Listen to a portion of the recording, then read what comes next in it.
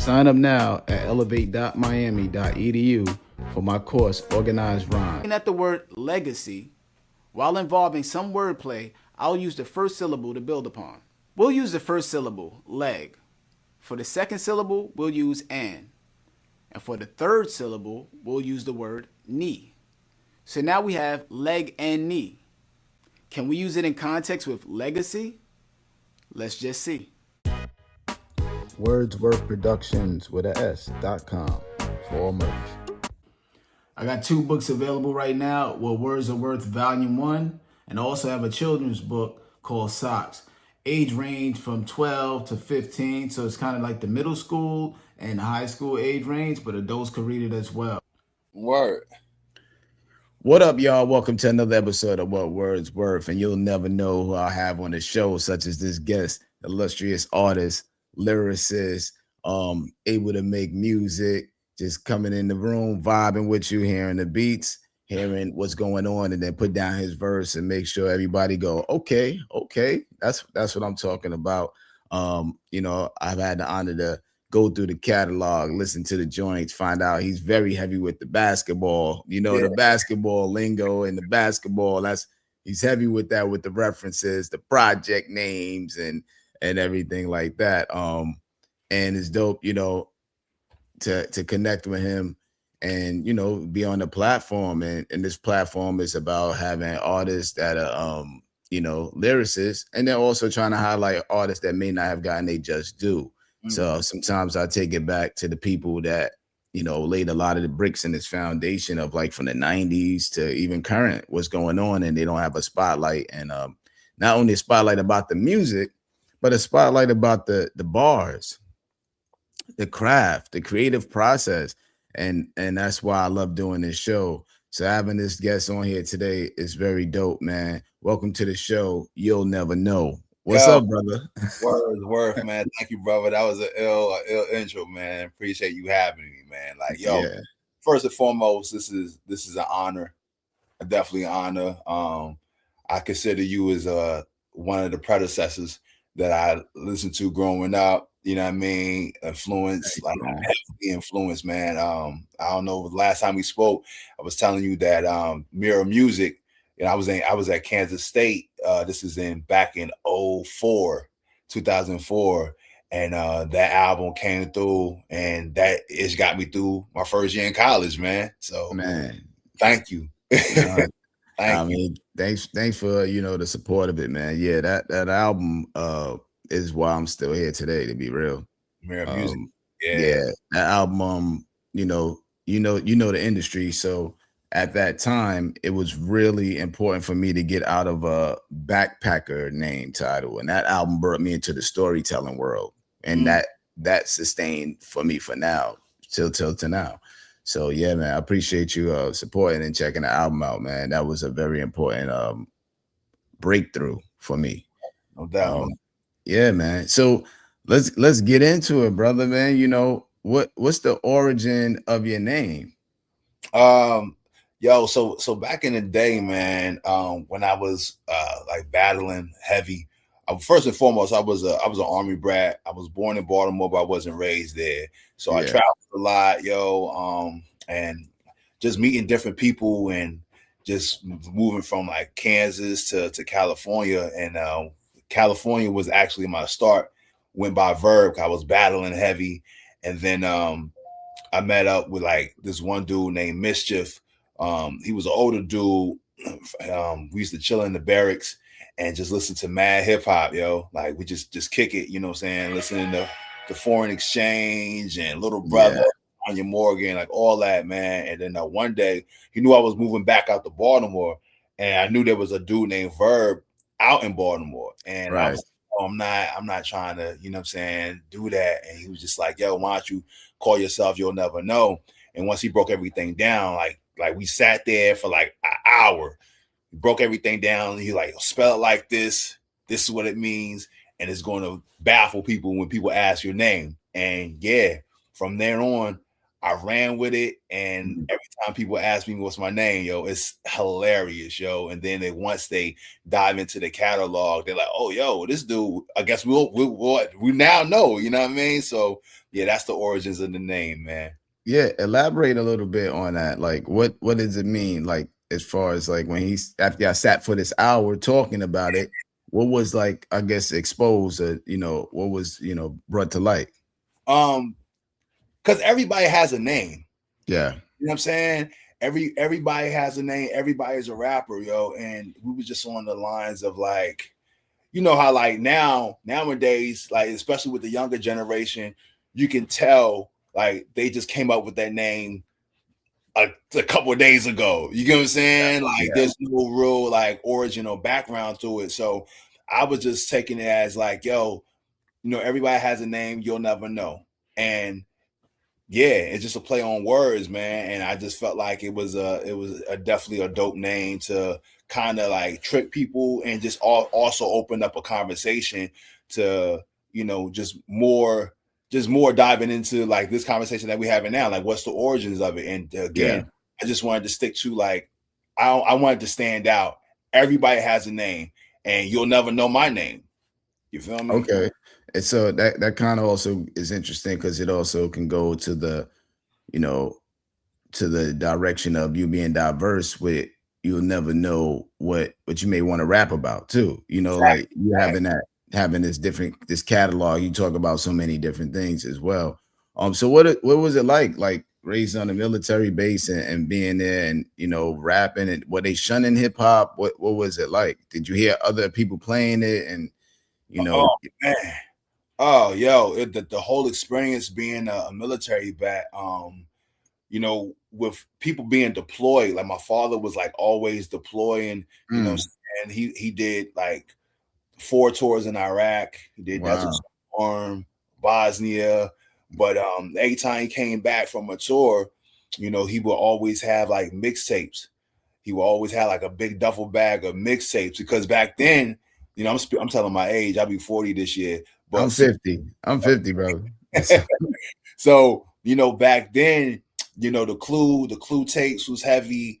The K-Slay, Tony Touch tapes was heavy. Yeah. And a lot of people in the military, you got all walks of life, people coming from New York, Cali, the South. So everybody got music and they're just sharing music, yo. So come back home, and I used to just dive in and just listen to, do my research, yo. And I always tell this story. The first mixtape that I heard was a Tony Touch. I think it was 50 MCs mixtape. Yeah. And it had Wu-Tang's Triumph. Oh, yeah. That was the first time I heard Triumph. And what opened my eyes up to being a lyricist, and wanted to be like dead nice, was when I heard Beats from the East with Cannabis, A+, and it wasn't Freaky, it wasn't Lost Boys, yeah, that right there, and Redman, that song, I remember like when I heard it, I told my mans about it, and we would just chill like in front of my crib listening to that joint for hours, yo, like trying to distinguish, debate on who had the illest verse. So shouts out to Pop. Yeah, man. When that Beats from the East came out, I was actually in college when it first dropped. Oh man. And the crazy part about it is I'm at college playing it. At that time in New York, Cannabis was around too. I met Cannabis at New Eurekan Cafe, him rhyming on the mic. He rapped on the mic. He rapped on the mic so long. Like usually you sign up, you rap, they play a beat, you rock. My boy AL brought him, all lyrical, brought him to New Eurekan. First time meeting him. Word. Cannabis gets on the mic, Bobito hosting. Bobito hosted for years. This is how everybody stayed in touch in the underground back then in New York for sure. Cannabis rhymed, and Bobito said, "Yo, that's enough. That's enough." Cannabis wouldn't stop rhyming. Wow. He just kept going. And Bobito like, yo, my man, chill. But that was his thing. Remember, he just keep rhyming. Like that was his thing. I keep rhyming. That was his kind of his image. Nobody cut him off. Like nobody. He didn't get cut off. He was trying to cut him off. Eventually, he stopped rhyming himself. But that's how he would just rhyme, right? No matter what. And then just kind of like hearing some of the other stories of what you're talking about as well, it just reminds me just like that era back then. So to bring it to tell you another part of that story, Beats for the East is out. Meet Cannabis That Way. He on that song. I'm at SUNY Westbury College in Long Island. Okay. A+ comes to my campus at that young age as a kid. I think he lived in Long Island at that time where my college was, and they brought him on campus. And I got to meet him, and I'm playing video games with him. That's so dope, yo. Like, you wow. Know? Yeah, man. So these are like little stories of things going on. And at that same time at Westbury, Redman will come up and sell his album ahead of time to people on campus. So wow. Just so crazy. All those people I got different stories with on that one song, man. So you brought up memory back to me, man. So yeah, man. So speaking of you getting these mixtapes, then, you know, eventually you wind up doing the Color Brown mixtapes, you know, series with Kev Brown and Apollo Brown, you know, rapping over their instrumentals. So what made you want to do this series? You know, with a whole, this was like during the blog era, you feel me? Yeah. And, you know, everybody was trying to catch the buzz. Like everybody was trying to get on, you know, Two Dope Boys, DJ Booth, and all that. So again, in my head, I'm trying to figure out, okay, how can I stand out with a million rappers that's in this pool? You know what I'm saying? Right. So I just decided to, I just kept it hip hop, yo. You know what I mean? Like, yo, I'm rhyming on your ish. I wasn't selling it. I'm rhyming on your ish. I'm just trying to get the buzz out. So once the first project hit, the Color Brown, the first one, and everybody was, you know, gravitated to it, I was just like, okay, I think I'm on to something. Then, you know, the second part came through with Apollo Brown, and I was just like, and then after that, it just kept going, yo. And the buzz, that's how I generated my buzz, just from those two series. Then I did a Ninth Wonder joint called I Wonder What Color I'm Gonna Use Next. That was the name of it. That's fine. And the funny thing about the funny thing about the Kev Brown joint was when the joint came out, I guess he got word of it. Like I found a whole bunch of beats on this blog site. It was like Strictly Beats. And I grabbed them and, you know, just started rhyming to them, recording them. And then we did a show. It was out in I think Frederick, Maryland. I know it was Ken Starr was on the joint, Bug Brown, Low Budget was on there. And mind you, this is the first time I'm ever, you know, meeting Kev Brown, right? So I did a song from the project called Bright Sound, and I performed it. And I was like hyped. I was like telling my people, I was like, yo, man, this gonna be the joint. He gonna rock with it, you know what I mean? I'm performing this in front of him. So when I performed it, I never forget, I'm rocking it, right? And I'm like looking at him, and he just gave me this look like, nigga, like, what? That's my, you know what I'm saying? Like, it was just like the look of like disappointment, like, yo, first of all, like, who's this dude? And secondly, how did he get this beat? Right. Again, I still body it, but I still remember his face, the way he looked at me, right? That's funny. After the set, you know, Low Budget, you know, they pulled me up and he was like, yo, how you get that beat, yo? You know what I'm saying? And I guess apparently it was for Ken Starr. And I'm like, yo, go to Strictly. I showed it to him, like, yo, go to Strictly Beats. It's on there. Like, whoever ran the blog put it up there for free. So I got it. I didn't sell it. Like, this is just me paying homage to you. But the funny thing about the story is just from that moment, like the people that booked the show, shout out to -9, man. You know, I guess like I was still at the venue. They went over to his crib to, you know, just cool out, whatever, the whole Low Budget. And I guess like they had some words about me that wasn't feeling that. And my man -9 was like, yo, y'all in my spot. Like, that's my man, yo. Y'all not about to, you know, we might about to be on that. And then from that moment on, you know, we developed a friendship.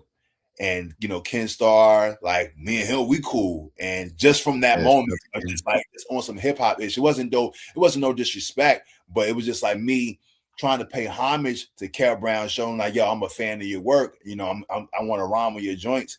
And now, you know, potentially about to work on something in the future, you know, doing it the right way. So, but that's a funny story, man. But yeah, that's how that all came about. Yeah, I mean, we all know about this era. Even currently, you could find anything on the web, instrumentals, and now with today's technology, you could rip somebody vocals out of the whole beat and just take the instrumental anyway. So Yeah. back then, you're just trying to make a name for yourself. I think the idea is brilliant, because you were trying to figure out how to stand out, and it was so dope that you mentioned Two Dope Boys. Everybody was trying to get on Two Dope Boys. If they tweeted your song, tweeted the link or highlighted you. Like, oh snap! Like, yeah, but it's crazy. I never got on Two Dope Boys. There's amount of emails and amount of joints. I never got on Two Dope Boys, yo. But that was like one of the accomplishments then. But Right. again, I ended up generating the buzz from those series, yo. So yeah. Yeah, I mean, I think somebody watching it today would be like, man, that's kind of ill. Maybe I'll do something like that and find the names. Or it may even take kind of the idea. So who are some of your influences as far as lyricists? Like, when I think about it, the pieces to the puzzle of who you are, right? So like for me, I would say if somebody asked me that, I'd be like, I feel like I'm a buster as far as flows, like going all over the place, but I'm KRS-One with clarity. And then I'm more of a non-storytelling guy, but at the essence of me, I'm G-Rap. You know what I'm saying? Like that's kind of the makeup of who I am. And you could kind of hear it when I say it, because you could kind of listen and go, okay, that's where you get that from. That's where he does that. In some regards, what would you say is your pieces of the puzzle? I say one of my biggest influence is Big L. Like Big L, as far as using a lot of similes, punchlines, and wordplay. I definitely grabbed that style from Big L. As far as like patterns and word placement, I think I get a lot of that from Fonte and Elzai. And then just rhyming, just strictly just rhyming, yo. Blue too. You know what I mean? Yeah, shout out to Blue. Yeah, just rhyming and just going in. You know how sometimes you just be writing and you just write, you don't know where it's gonna go, but it's rhyming. You're using slant rhymes, you using chain punching, you're doing all that, right? So yeah, I get those, from them. And but again, like my biggest influence was Big L, because like when I heard about him and I read up on his story, I was so intrigued on his story, on how nice he was. You know what I'm saying? And sadly, his career was cut short because But I just remember reading his story like every day, and I was just studying. Like when the Big Picture came out, I told my moms I wasn't allowed to listen to music with cussing in it. So when it came out, I told moms, yo, let's go to Walmart and grab the album. And I listened to that album front to back my whole first year in high school, like just studying it. You know what I'm saying? Yeah. That was my goal. Like I wanted to be just as nice as L, man. So it's so wild because you're listening to it in high school. I'm listening to it in college at the same time. We're at the same time, Oh, man. Yeah. So it's so wild, man, because I definitely remember like pretzel head before I turn your white sweatsuit red. I'm like, man, the rhyme schemes he would say was so crazy, man. And then at that time when he was coming out, he would do these dope freestyles on Stretch Armstrong and Bobbito. Like he got some of the most epic rhymes on there. I'm sure you probably heard him and Jay-Z going back and forth that freestyle. Yeah, man. Yeah. Look, I'm not going to say my opinion on it because I get into a lot of debates and heated arguments about that. You know what I mean? But yeah, L got that. There was a Columbia night on Stretch Armstrong and Bobbito. And for those that don't know, Stretch Armstrong and Bobbito used to come on like late Thursday morning, like, Friday morning. You can say like you up like 2-3 in the morning recording them. And there was a Columbia night, man, that Columbia Records at that time had Nas, Big L, and Fugees. So they all came up there rocking. So if you ever get a chance, check out that, find that freestyle for those Big L fans and out there. That was an ill night, man. One of my favorite rhymes, freestyles from Nas is on there. I just was playing it the other day, man. And he's going off top of the dome. Really? Yeah, he like Money or Murder, sick stuff you heard. He's like, I could rock a word, kick it to a herb, turn him into a rich man to increase the plan. Like, yo, off the dome. Out, yo. Yeah, check that freestyle out. That's crazy. Nah, it's going off the dome, man.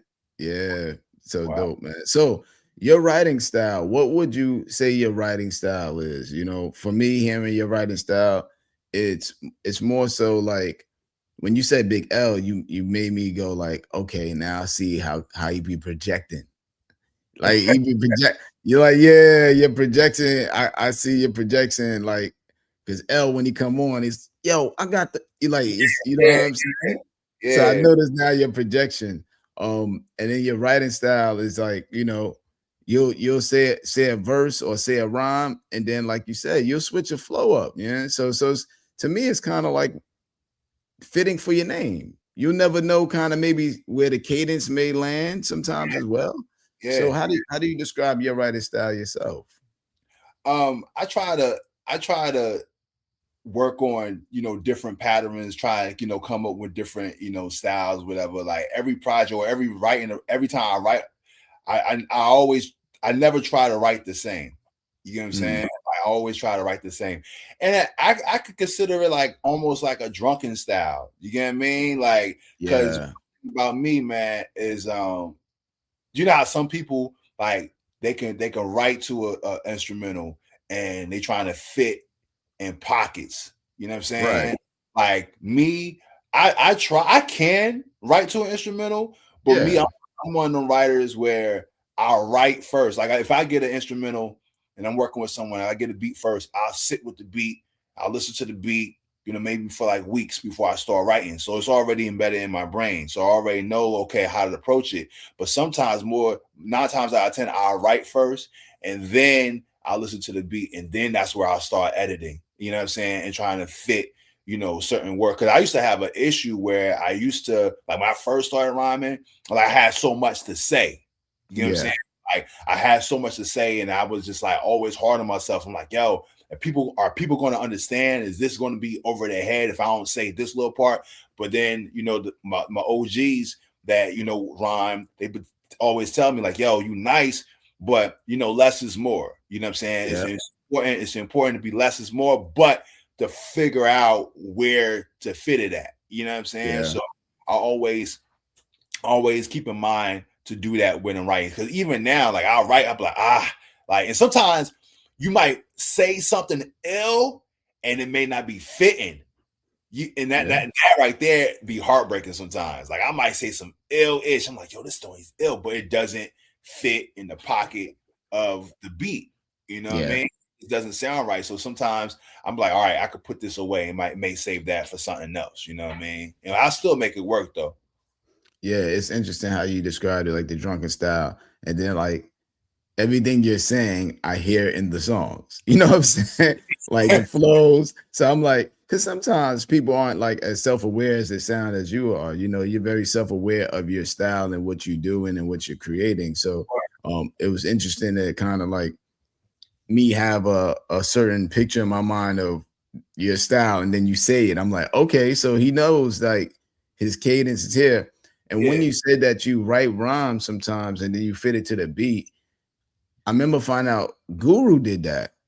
Guru had a whole bunch of rhymes. Yo. And then he would fit them to the Primo beats. Words.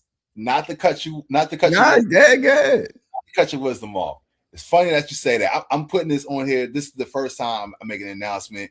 So April 12th, there's this hip hop international summit. They specialize in vendors, vinyls, whatever. But Rob Swift from the Executioners is going to be like discussing his book, whatever. So long story short, 2 months ago, they reached out to me and they're giving me an award for MC excellence. And they named the award Guru. Man, congratulations, brother. So I'm getting that April 12th, man. So the ceremony is April 12th, man. So I'm excited about that. So just you saying that, yo, it's crazy. That is, when you said it, that's it. because that's the first time I ever heard that. It was that, like, you know, coming up, you know, you came up more in a different era because you're younger than me, so you were really able to adapt to the digital age and stage of things. So you got, the digital era and Little Brother, like a lot of the, mainstay artists that are dope today came out at a certain time. So you came out in a dope time, but also what's dope is that you've done your homework and you've studied as well. But yeah, like, the aspect of like Guru telling us his process of that, when I heard it, that's what got me intrigued, because a lot of times we didn't know what anybody did because we didn't have cameras. I don't, there's no real footage of being in the studio with G-Rap and Nas and Kane. You know what I'm saying? So when I heard Guru mention that, I'm like, oh, because remember, we're trying to learn from these artists too. So you're listening to hear something that, kind of hip hop is really about us bragging about ourselves a lot and talk about, we maybe deflect from being honest about like what we're going through because the image, right? So I felt hearing him mention the way he write was a different aspect of an artist. So that's probably why I gravitated to hearing that. You know what I'm saying? It was all about change and forcing. You know how hip hop is. Even today is like that. Yeah. So crazy. Yeah, it's fitting. It's fitting that they named it that, and then the irony that that's gonna have it like that. So what is it? How are we writing today, man? We're writing on paper still, pen, computer, or you write in your head, man? Man, definitely paper and my phone. Definitely paper and my phone. You know what I mean? It just depends. It depends on the mood, man, because it's something about writing on paper, yo.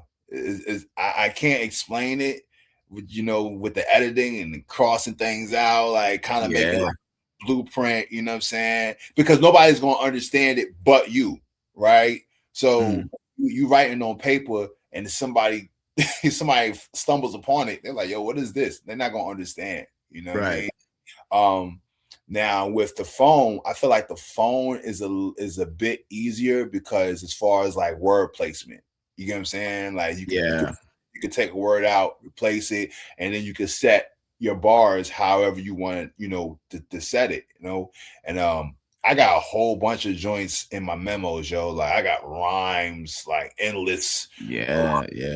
And I love the fact that, with the phone, like my mind is always going. I have ideas constantly, yo. Like just from everything, from daily life or just references from the news, whatever I'm going on. If I'm going through something like, or even if my wife says something ill, I'm like, hold up, I'm about to write that down. You know what I'm saying? And just use it as like a reference to, add on to something. I heard Doom, what he used to do, he used to put sticky notes around his apartment where he stayed at. Like he would just write rhymes and he would put sticky notes everywhere. So when it was time for him to write a verse, he would just go and grab sticky notes.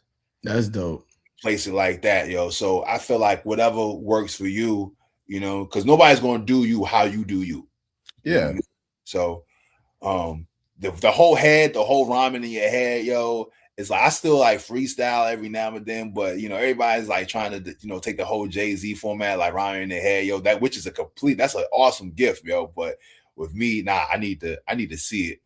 I need to see what I'm writing, yo. Yeah, I remember the first time that I kind of experienced that was A Butter from Natural Elements. Me and him was writing a song and he would just be doing that in his head like that. And then when Jay-Z said he does that, everybody started doing it. And I was like, all right, now some of y'all need not to do that because y'all not editing.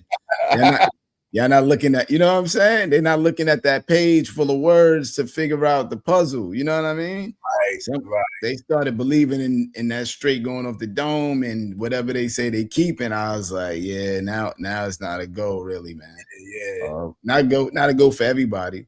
So as far as writing in the studio or at home, or I don't know, you may record at home, but this question is kind of geared towards, do you prefer to write at home and then go to the studio and record, or you like to show up at the studio and write in the studio? I'd rather write at the crib, you know. Yeah. Right now I'm in the process of actually gonna need some more space.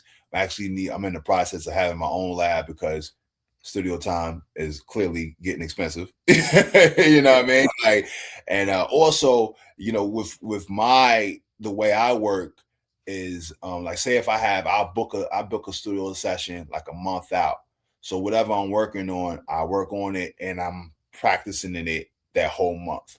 So from the time I'm writing, I'm working on it, I'm editing, I'm reciting it, I'm rehearsing to the beat. So by the time my session comes, I may book an hour or two session and I'm knocking like 5 songs in an hour, 5 or 6 songs in 2 hours. Because I've already, you get what I'm saying? Because I've already like was in the dojo practicing, working on it and all that. So, this one guy I've been recording with, shout out to Uncle Mark, Street Legal. When he actually taught me this, because I remember one time I was in the studio and I just kept slipping up.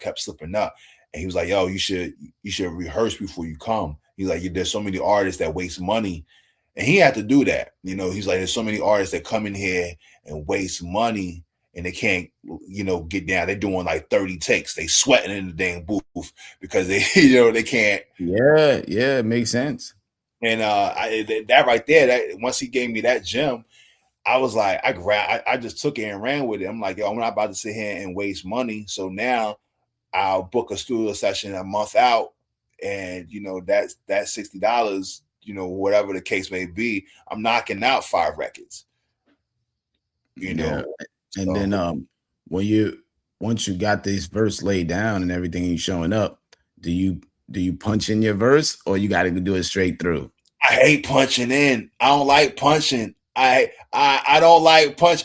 But here's when I was listening to your record, when I was listening to the chemistry, I knew where you was punching, but I understood it. I got it. I understood you were still in the pocket. I understood it, yo. But me personally, I just can't, because you was telling the way you was telling the story to make it like connect. I get it, because I'm like, yo, my man's punching, and that's just one of the things I just never. That is a technique, bro. Like the punching, I feel like that is that you have to master that issue. I could elaborate on that. I'm glad you said that. So when I was recording this album, this is the first album I did that. Well, I did the Stu Bangers album, the song called Yearbook. I did that. So I did that, and then I did it on this album a couple of times. And not Cannabis, Cassidy raps like that all the time. I don't know if you listen to Cassidy, he punches in every 4.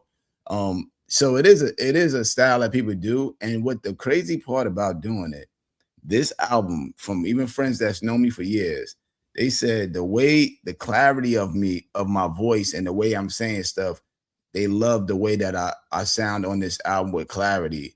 And I felt it was that punching in aspect of it, because the breath is fully there for the next line.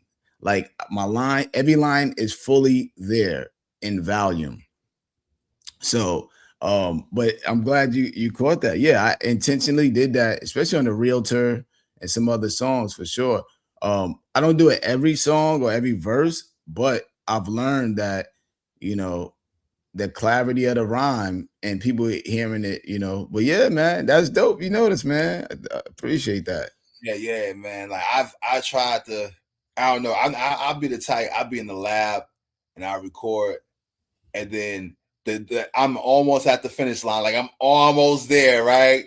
And I might slip up on a word like the or something, right?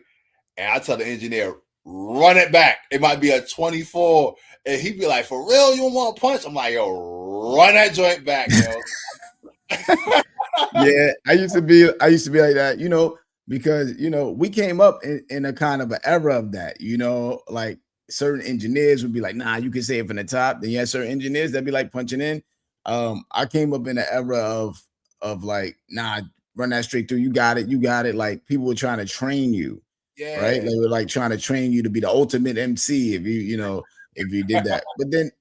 But then now I hear stories of like a Jay-Z. He writes in his dome, and then he might have 12 bars and write the next 4, and then he punches in there. I heard Freeway. That's how he does it. Hezekiah, shout out to Hezekiah. He does, I think from Hezekiah, I think he told me he do every 2 bars. He 2 stops, writes the other 2, and then says it. So at the end of the day, to me, it's just, if the record comes out dope, it comes out dope. But yeah, I do both, man. So like, a lot of us out here, we got a lot of traditions. It's whatever way you feel, but I definitely try to figure out what's best for the record. That's kind of for me at the end of the day. What's the best for the record, How long does it take you to write? It depends. It depends. It's especially on the depends on the concept, and it depends on where my trajectory is going. You know what I'm saying? Sometimes it could take me up to a day to a couple of days to a week, depending on what I'm trying to project. Especially if it's like a story, if it's like a storytelling type of record, it may take me like a week to get like everything. I want to touch on I don't want to miss nothing. You know what I'm saying? Like there was a song off of Playground Legend. I believe it was Pistol Pete. Yeah, that was inspired from Nas's "I Gave You Power," and I wanted to do my own version. Also with the play on basketball, I wanted to do my own version of being a gun in today's society. You know what I'm saying? Yeah. So that record took like that joint took like 3 days to write because I wanted to like touch on everything, you know what I'm saying, that people could relate to. And a lot of people say that's like one of their favorite records from me, as far as just how real it was and just me speaking on a perspective of a weapon. You know what I mean? So, yeah.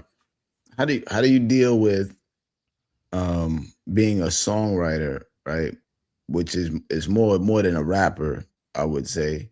Being the songwriter that you are and dealing with deadlines, right? You have the time that you need and you need to allocate versus the time somebody else paid you for. How do you kind of navigate that balance of maintaining, the integrity of You'll Never Know? I always like being an independent artist. I always have like a set date, because I'm actually going through that right now with Stephon Barberry. You know what I'm saying? Like we have everything ready from CD distribution, tape cassette distribution, roll out. We're just waiting on the mixes. So as an artist, I'm like, as an artist, I'm like, okay, I'm getting a little anxious. You know what I mean? But again, that's just me, because I'm not signed to no label, whatever. It's just in me, in my head, because I don't want to overwork myself, because I have other things going on too that I want to finish for the year. You know what I mean? Yeah. As opposed to with people reaching out for verses, I'll let them know up front, look, this is the rate, this is the turnaround time, and if you it, boom. You know what I'm saying? I'm not one of the dudes that'll sit there. I'm always up front. Never one of them MCs where you reach out for my services and you're waiting on a verse for like 5 months. Yeah. The longest that person will probably wait on it, because by reason I don't have a studio in the crib. So the longest they'll probably wait on a verse is like 3 weeks. And that's like the longest. The max probably a month, but I'm always transparent with them, because they spending their money. I'm always keeping them in the loop. I'm always letting them know, like, look, I wrote it. I'm in the process, like just giving them a timeline on everything. You know what I'm saying? So I'm always, integrity is important, and being transparent, especially in this game. And what's it like as far as your picking beats? Like how do you know like that's the beat? Like I love the Hallelujah joint, right? That's the name of that joint. Yeah, that got played on. Shout out to Pete Rosenberg, man. He played that joint twice. I love that record, man. The beat is dope. The way you rhyming on it, the energy, everything on there. Yeah. What's it like as far as kind of surveying the beats and saying this one fits You'll Never Know?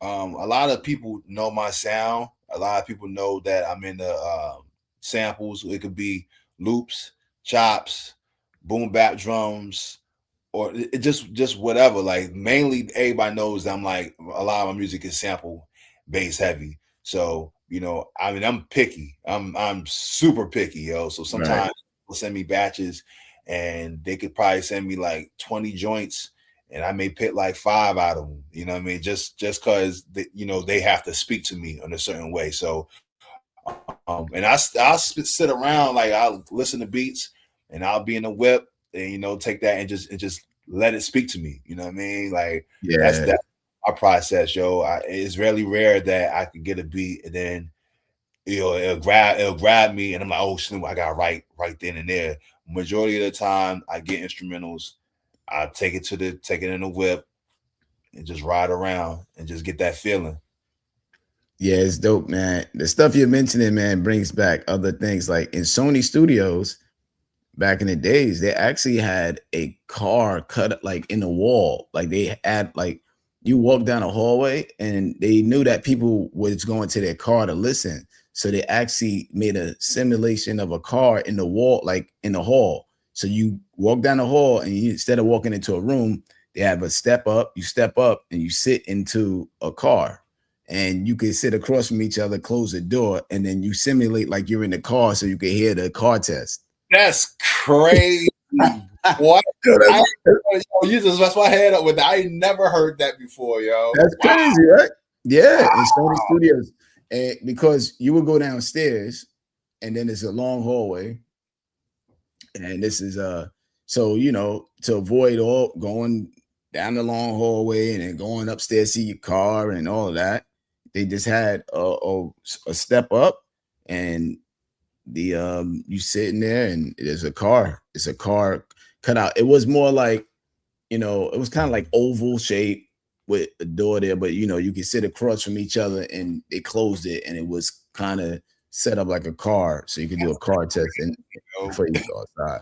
So you made me think about the car test because that's what we all do. And it always brings that story up to me because I still think that's so genius that they should have that probably in a lot of those major studios should have a car simulation test somewhere. You know what I'm saying? Like that's going to determine if the joint knocks or not. Like if that joint is ill in the whip, yeah, you on to something. Yeah. So what was it like as far as like, are you chorus or verse first? Again, it depends on the mood. Right. It just depends on the mood, but most of the time is definitely the verse. Yeah, I know some people that won't even get started unless it's chorus. Like I gotta get the hook first. Oh snap! Oh okay. Yeah. Okay. I've worked with people like, yo, get the hook, you know, because, and I get it, but I'm either way, whatever, like you. I'm like, whatever comes to me first is what it is. But I definitely know there's people that work like that.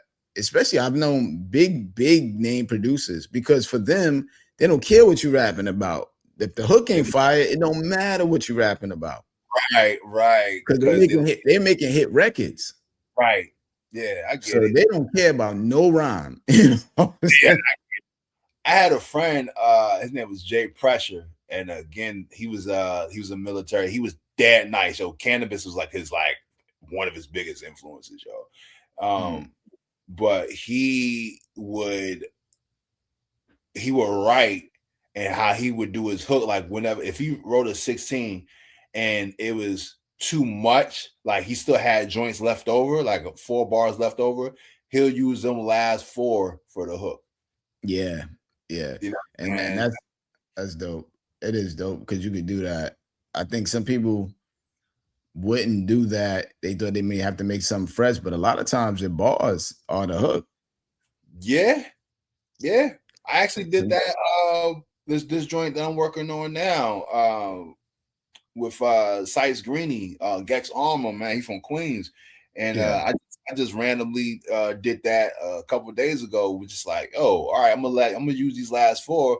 And I tested it out. I said, yo, this could be the hook. This could work out. Because usually I'll write the verse and then, you know, I'll sit around and listen to, you know, whether it's a 4-bar, 8-bar hook and try to figure out something and on the spot. But this particular time, I was like, yo, I'm gonna just use this because the last 4 sounded fire, and that could be a hook. Yeah, I try to listen to the verse and see what's in there on this album, on the Stu Bangers album, Apathy. We got a song, Me, Apathy, and Punchline. And the first thing Apathy sets it off, he says, I was raised. And then and it's in that. I was like, that's the hook. I was raised. And I just took that first line he said and made it into a hook. So I'm always like listening to like what did they say as well, you know, besides just me thinking off a cuff, but the bars sometimes have the hook in it. So what's this atmosphere when you're writing? Is it like a morning time thing, nighttime, everybody's quiet? You know, you said the car, do you need to be certain things, temperature, you know, all of that stuff? Wow. Dang, that's a great question.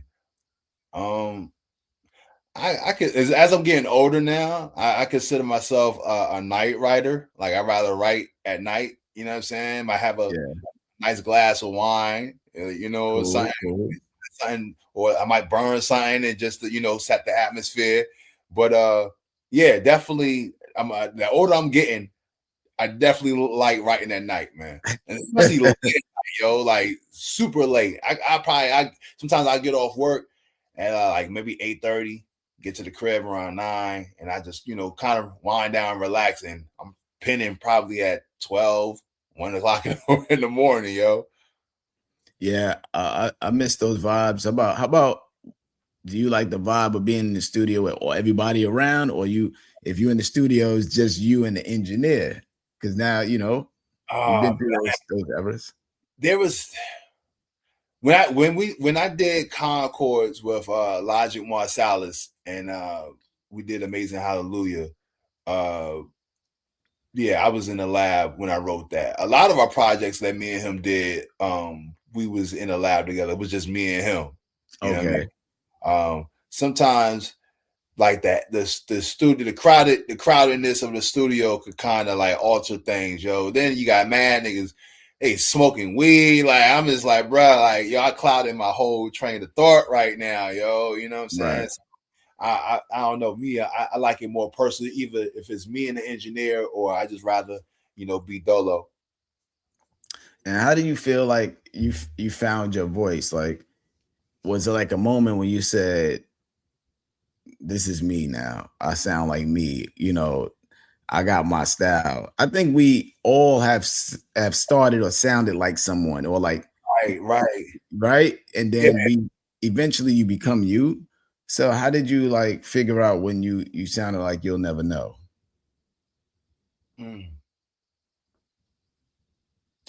When the when the basketball joint started picking up, when everybody started catching on to the concepts and, you know, the originality, I was like, okay, I'm on to something. Right. I'm definitely on to something. But when I got played, when I got played on Hot 97 2 years ago, and when I was on Shade 45 on Rappers Out of Control, those 2 moments, yo, it was like, okay, I'm on to something now. Like nobody can rap like me. You like y'all can say what y'all feel. Y'all can say what y'all feel, but this is me. Like nobody can rap like me. Like I got a record with J.R. Swift. It's called Rap Like, produced by scratches by DJ John Doe. Yeah, shout out to John Doe, man.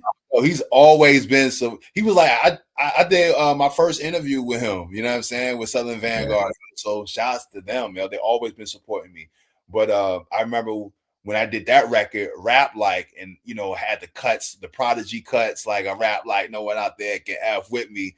Like that record, yeah. Whenever I do that song and I perform that joint, people be like, okay, yeah, he nice, yo. He's on the right.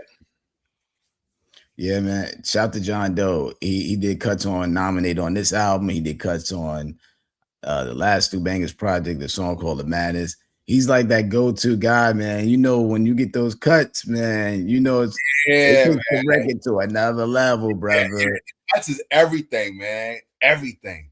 So storytelling, how important is it for you? Because you know, I'm looking at, you know, the catalog. Of course, you got, you know, the Playground Legend joint, and then also you got the Ghost, you know, Reggie Lewis here. You know, there's a lot of these things, and you know, this basketball theme and storytelling is one of the things you love about rapping. Yeah. How important is it for you to tell good stories? Rest in peace to Kai. I was watching an interview. Shout out to Kai. Yeah, man. Rest in peace to him, man. That's my guy. I was watching an interview, and he said, like, before he sparked the interview, he said rapping is talking, and if you're not talking about anything, why you rapping? And that, when I heard him say that, like that quote like resonated with me the whole day. I kept like, because it's important, man. Like, it's important to have a voice and have something to say. You know what I'm saying? Because everybody raps, yo. But if you're not saying anything important, whether it can affect a person's life, then why are you doing it? You know? Yeah. Like, and shout out to Steve Harvey. I feel like he always says, when you, as a comedian, you know, when you have that microphone, you have a responsibility. Yeah. And I feel as though when you're writing as MCs, as lyricists, the moment we put that pen to paper, with them, or we typing, yo, it's a responsibility. Like, I'm not just, you know what I'm saying? I'm not just doing this I'm not doing this. The money gonna come, right? The money is gonna come. But whenever I'm writing and I get in that zone, it's important to me. I have a responsibility. And speaking of storytelling, I feel like one of the greatest storytellers besides Slick Rick is Murs. Oh yeah. I got a lot my storytelling. Like, if I like was on a, dang man, I got writer's block, I can't think of like a story, whatever, trying to figure something out, I go listen to some Murs, man, because the way he tells stories is amazing. I love that Murs and Knife Wonder album. Which one? The first one. Oh, the 316. That was one of my favorite albums. Like, I remember like buying the album. You remember like just buying an album? Like, now it's like you just kind of stream, but I remember buying that album, the first one. And I was just like, man, Murs is fire. You know what I'm saying? Like, because I knew of Murs, but like, you know, it's certain projects you get to hear people, and then you get to go like, yo, this dude is really fire like that. You know what I'm saying? That what was that album? I remember I was in college, again, Kansas State, and I'm watching MTVU, and I see the Batman video pop up on the joint, and that's what intrigued me to Murs. And I know like the Freak These Tales, Hustle, Trevor and them. What's the other joint that and This Is For? Like, there was so many joints on that album on 316 that was crazy. And just the way he was like, what was that one record where he was talking about he murdered his he avenged his best friend. But the beats, I don't know it right now by heart, but because it's been a minute. Yeah. The album, I bought that album. So but yeah, I don't know about heart right now though. But that was probably the album that I was like, man, the hype is real. Like, he's super dope. You know what I'm saying? So shout to him, because that was one of those albums. Because it's always like, the thing about hip hop, as you could probably attest to this, there's so many of us, man, rapping. Like, we can't hear everybody's albums. You can't buy everybody's project. Everybody can say somebody's dope, but if you bought everybody album that somebody said was dope, you wouldn't have no money, because a lot of people, we vary in our taste. So you might say somebody dope and I haven't heard them. Now I got to go check them out. Then if I buy that, then I say somebody dope. You know, we'll be down that rabbit hole for a minute. So right. You know, it's just always dope when you're able to get a chance to hear an album. And this goes for everybody out there listening too. We know y'all can't hear everything. You know what I'm saying? You know what I'm saying? We want y'all to hear every album that dropped, every song we put out. But nowadays, the way it is, it's so much music dropping. I know people get to albums a year later. Yeah. It's crazy. Even me, you know. I'm at a point now. where I'm focused on dropping quality over quantity, because people have been, now with the physical aspect coming back, people are appreciating that more. I feel like the quality and the way you package everything is important. It's not just dumping all the time. You know what I'm saying? Okay, that blog era is past, where people are doing like series and trying to stay consistent, because people are having that fear of being forgotten. You know what I mean? Yeah. Lost in the sauce of the internet, of a whole bunch of other rappers. Then the gatekeepers and this, that, and the third. I'm at a point where I'm older now. Like I really don't have nothing to prove like that. I just my boy, one of my best friends, Tawo. Shout out to Tawo. He was my roommate in college, and now he actually created a brush to get rid of razor bumps called a whisker. So that's what he does. He just created that brush and he's done. And one of the things he said is, at our stage and age, is he doesn't have no longer the FOMO, fear of missing out. Like, he doesn't have to be at every party he get invited to. You don't have to be at every function. You don't have to be at everything and missing stuff. And so I get where you're coming from. That's my boy. He told me that. He's like, man, I used to feel like I gotta be everywhere. And at this stage of where we are, or I know where I'm at, and it seems like we're in the same place. It's just like, if I can make it, I can make it, and I would like to be everywhere, but life is, like they say, life, and Yeah, facts. So as far as like staying motivated, how do you stay motivated? I read. You know what I'm saying? I read. I stay in tune of what's going on. My wife, she keeps me motivated. Because there's been many times of going through this journey where I was like, man, roller coaster, brother.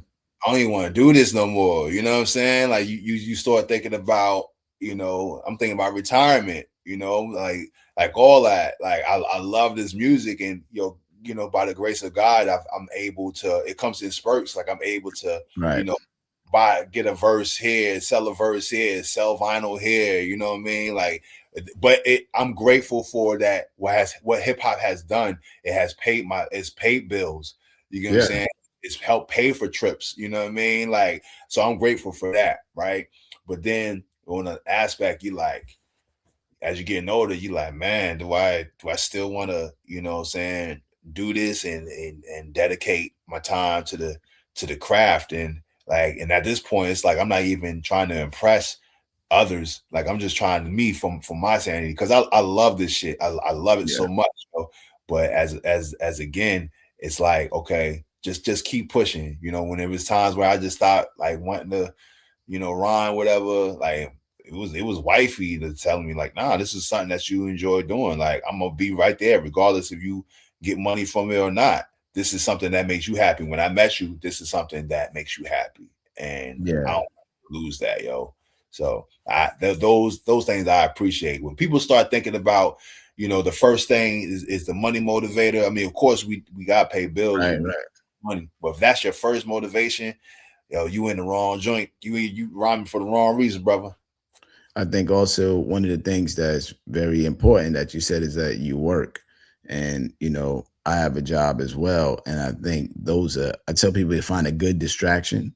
You working, you're doing the music, but that there's some stabilism and stability in working, which allows you to enjoy doing the music at the same time. Because at the same time, we both, I'm married as well. We have our wives, but we want them to be comfortable and stable as well. So us having these jobs provide some comfort to them, and that allows them to give us that grace on our gifts. Yeah, absolutely. And it's because when I first started doing this, like when I first moved to Baltimore, right? I moved back to Baltimore in 2007, and I was gun ho. This is like labels was still around, you know what I'm saying? Like, I was gun ho. Like my whole thing was I wanted to deal. Like I'm doing everything. Open mics. I'm battling. I'm going up to New York Dolo for 106 in Park, Freestyle Friday. I'm doing these things, right? Right. And, now as I'm getting older, I'm like, nothing changed. You get what I'm saying? Like the accolades that I've done, I'm grateful, but it didn't catapult me to the point where, you know, help me financially. You get what I'm saying?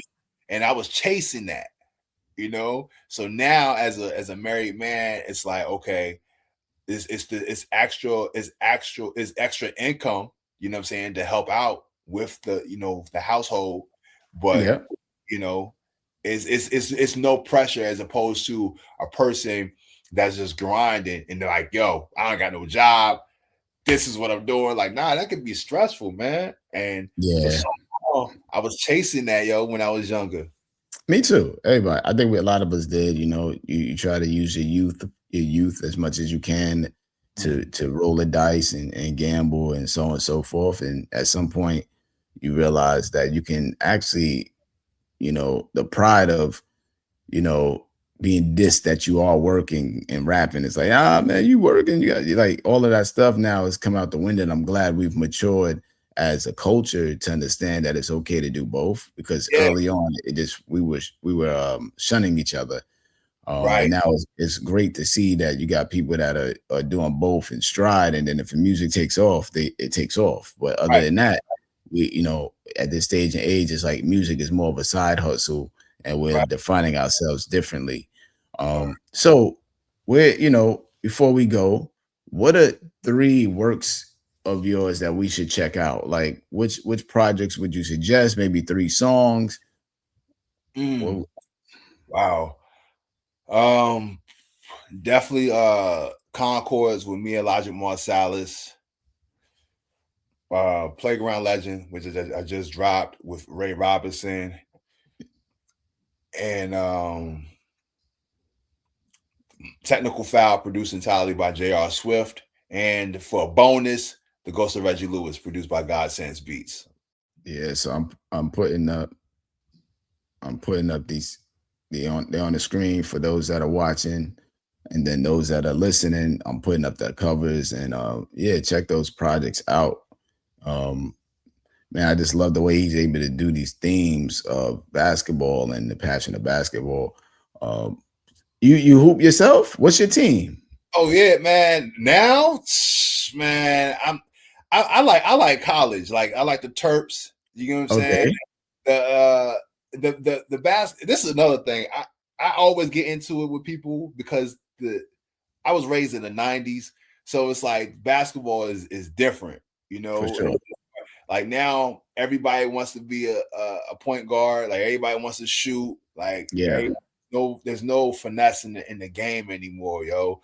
But when I was coming up, I love the Bulls. I love the Sixers. Kobe Bryant, of course, yo. I just came. That was just a great era. Like the Sean Kemps, the Gary Payton. That was a great era, man. Yeah. As opposed to now, I'm not knocking that because I don't want to be like that old man, but it's just different, yo. It was just a different feeling. Y'all had to been there. Like back when we was coming up, you just had to be there, yo. Yeah, roles were more defined, and you kind of stayed in your element of who you were identity wise. Today, they do look for a more versatile athlete, which is, I think, is kind of dope, right? I think if you look at technology, you want a phone that does more. You want a car that does more. You want a jacket that does more. You want, we want things that do more. So looking at an athlete, we want them to do more.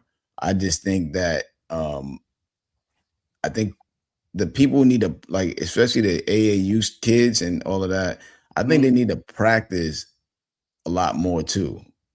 Because they pulling up from half court thinking they Steph. You know what I'm saying? Just they just out here just shooting from everywhere. You know what I mean? Everybody thinking they can pull up with the 3. Yeah, that's annoying to me. I ain't gonna hold you. Like seeing somebody that's like 7 foot bringing the ball down, like it's weird to me, man. But hey, that's the aspect of the game right now. Yeah, it's hard to watch basketball for me too, man, because I know each play is go down, drive in, kick it out. Mm. You know, drive in, kick it out, drive in, kick it out. It's very hard to watch basketball for me, a full 4 quarters, because I know that play is drive in, kick it out. It comes down this way, pass it, pass it, pass it, drive in, kick it out. It's become too repetitive. I will say, besides the NBA, like on YouTube, Baller's Life, they be having these like 3-on-3 and 1-on-1. Like I like them. I like that. I seen Hitman Holla. He does the 1-on-ones too. Oh yeah, I like that, man, because dudes be going in, dudes be talking smack. It be ready on the verge of fighting. The 1-on-1, I feel like because me growing up, the 1-on-1 playing 21 and all that really tested how nice you were with the pill. You get what I'm saying? Yeah. So four dribbles. Dudes doing 4 dribbles. Yeah. Do only 4 dribbles and shoot. Yeah, I enjoy that. I enjoy that a lot myself. But yeah, the game is, his name is Hezzy God. He nice. Yeah. I think Hezzy God played Hitman, if I'm right. Oh yeah, I gotta check that out. I think so, man. I think Hezzy on YouTube. Let me see. I think Hezzy God played Hitman. Let me see Hezzy. I watch Hezzy God verse. Did he play Hitman Holla? Let me see. Maybe I got that wrong, but I know I watched Hitman 1-on-1. Is Hitman he nice? This is Hitman Holla versus Uncle Scoob. Okay. All right, yeah, Hitman get busy. Word. All right, I'm about to check. Yeah, I'm about to check that out, yo. Oh, Hezzy God versus Devontae Frigga. Frigga's dope too. Oh yeah. You watch Frigga? Nah, I never heard of yo. Yeah, D Frigga, man. D Frigga is fire. He got a lot of followers. He's dope though. D Frigga, check him out. I'm scrolling through a little. I like Collector, like all these cats is using their platforms. You know what I'm saying? There's still like the Bone Collector, the Professor. Yeah. And one. Oh, I love the Professor's channel for sure. Yeah. So it's dope that like. What's your team though? Oh, you don't watch NBA like that. You said college. Yeah, I don't really. Yeah. Okay. Yeah, that's dope, man. But yo, man, you'll never know. I appreciate you being on here, brother. What's your social media that everybody could check you out? It's everything. You'll never know hip hop is ULLNEVANO hip hop on everything, yo. So yeah, I'm everywhere. Man, thanks for being on here, brother. It was great catching up with you and kicking it, man. Yeah, everybody out there, make sure y'all support You'll Never Know. Check out all the conceptual albums he got, mixtape, everything he does. He's really dedicated to the craft. Shout out to him for getting this award that's upcoming, and he's showcasing that lyricism on a high level. And check him out. Support hip hop, as we say, right? If we can buy it, try to buy it, do whatever you can to support what he got going on. And like I always say, what are your words worth? Peace, y'all. Peace. Thanks, man. It's super dope, brother. Super dope.